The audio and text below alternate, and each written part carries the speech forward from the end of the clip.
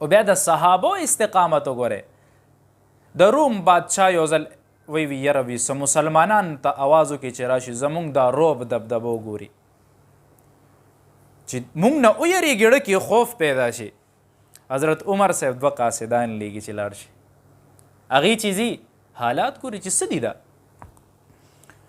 لاړه چپلې نشته تورې زنګ والی دی او کپړې چې کمې تړلې دي د هغې دپاره څه کپړه نه وه چې جامې پې تړلې وې نو غنې راغستې وې په جامو کې ورکړې وې چې څنګه هلته ځي ډایرکټ سي د بادشاه په تخت باندې بادشاه سره کېږي. بادشاه ورته وایي ته خو ډېر بې ادبه یې لاندې کې نه ده زما تخت دی. او ورته ستا پسه دی وایي دا خو زمونږ تخت دی.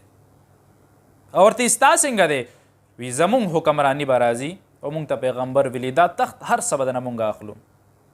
او ورته وایي وی دی جامو ته دی وګوره پیزار دی نشته دی او وی زنګینې تورې ته دی وګوره مونږ سره مضبوطې تورې دي.